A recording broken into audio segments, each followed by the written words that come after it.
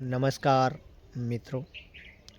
આજે એક સુંદર મજાનો વિષય મળ્યો છે. બહુ સુંદર મજાની રજૂઆત છે કે અમારા સોનેત ગામની અંદર જે અનુસૂચિત જાતિ એટલે કે દલિત સમાજની સ્મશાન ભૂમિની અંદર તમે જુઓ છો કે ચારે બાજુ બાવળોનું સામ્રાજ્ય છે.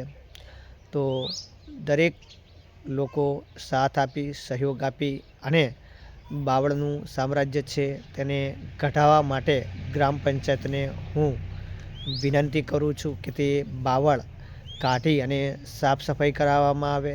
અમે અનેક વખત રજૂઆતો પણ કરી છે, અનેક વખત લેખિતમાં પણ આપ્યું છે, પણ તેમ છતાં પણ અમારી દલિત સમાજની સ્મશાન ભૂમિની અંદર બાવળ કાઢવામાં નથી આવતા, સાફ સફાઈ કરવામાં નથી આવતી કે અમારે જે સ્મશાન ભૂમિ છે એની અંદર સંરક્ષણ દિવાલ પણ નથી કે ત્યાં તારની વાડ પણ નથી. તો અમારી એવી માગ છે ગ્રામ પંચાયત દ્વારા કે ચારે બાજુ સંરક્ષણ દિવાલ કરી આપો અથવા તો તારની વાડ કરી આપો, ત્યાં 4-5 બાંકડાની વ્યવસ્થા કરી આપો, પાણીની સગવડ કરી આપો અને નળ કનેક્શન એક આપો અને પડથાર બનાવી આપો. જેથી કરીને તમે જુઓ છો કે જે દરેક સમાજની સ્મશાન ભૂમિની અંદર જે બધી જ ભૌતિક સગવડો છે, પણ જે અમારી દલિત સમાજની જે સ્મશાન ભૂમિ છે એની અંદર આજ દિન સુધી કોઈ પણ પ્રકારની ભૌતિક સગવડની સુવિધા ગ્રામ પંચાયત દ્વારા કે કોઈ પણ દ્વારા કરવામાં આવી નથી. તો અમારી એવી માગ છે કે સ્મશાન ભૂમિની અંદર તારની વાડ કરી આપો, 4-5 બાંકડા આપો અને પાણીની લાઈન નાખી આપો અને ત્યાં એક પડથાર બનાવી આપો. એટલે શું કે કોઈ પણ વ્યક્તિનું અંતિમ ક્રિયા કરવાની થાય ત્યારે અમને કોઈ અગવડ ના પડે. અમે હાલ એક નવી શરૂઆત કરી છે કે અગ્નિ સંસ્કાર આપવા માટેની. તો ત્યાં અમે લાકડા પણ રાખી શકીએ. ત્યાં આજુબાજુ અમે જે એક કહી શકાય કે અગ્નિ સંસ્કાર આપવા માટે એક જે આપણે કહીએ છીએ તે બનાવી આપવામાં આવે તો તેની અંદર અમે અમારી રીતે જે પણ પ્રકારની સગવડ કરી આપો તો અમને પણ અગવડ ના પડે. દરેક સમાજની સ્મશાન ભૂમિની અંદર બધી જ ભૌતિક સગવડો છે, તો અમારે પણ એક ભૌતિક સગવડની જરૂર છે. તો અમે ગ્રામ પંચાયતને રજૂઆત લેખિતમાં પણ કરેલી છે અને મૌખિકમાં પણ મારી રજૂઆત છે.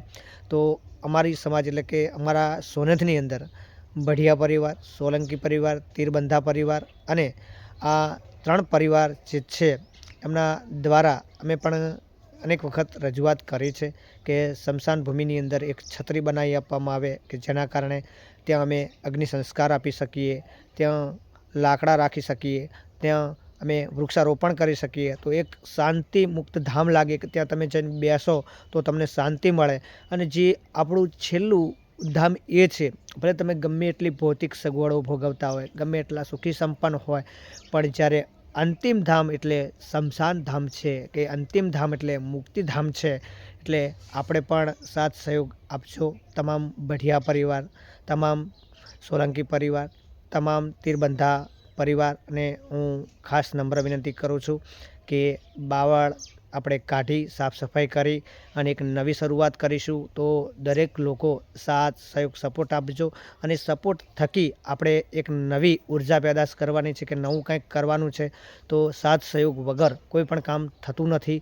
તો તમામ લોકો સાથ સહયોગ આપજો અને એક આપણા માટે જ છે, આપણા સમાજ માટે છે, આપણા હિત માટે છે. તો દરેક લોકો તેની અંદર સાથ સહયોગ કરો અને આપણી સ્મશાન ભૂમિની અંદર એક ઉજ્જવળ અને એક સુંદર મજાની સ્મશાન ભૂમિ બને, એક શાંતિમુક્ત સ્મશાન ભૂમિ બને. એક ત્યાં જઈએ તો આપણને એમ લાગે કે આ શાંતિધામમાં આવ્યા છીએ, એક મુક્તિધામમાં આવ્યા છીએ અને આપણાને આમ ઊંડાણપૂર્વક એવું થાય કે ના, આજે આપણી સ્મશાન ભૂમિ એક શાંતિ મુક્ત ધામ બની ગયું છે. એટલા માટે આપણે જે ભૌતિક સગવડો છે તે ગ્રામ પંચાયત પાસે માગીશું, આપણે એમને પ્રશ્ન કરીશું, રજૂઆત કરીશું. તો દરેક લોકો સાથ સહયોગ આપજો, સપોર્ટ આપજો એવી આશા રાખું છું. તો આ વિડીયોના માધ્યમ થકી આટલી સલાહ સૂચન આપી છે તો ખાસ નમ્ર વિનંતી કે સાથ સહયોગ સપોર્ટ કરજો તેવી આશા રાખું છું. જય હિન્દ, જય ભારત, જય સંવિધાન.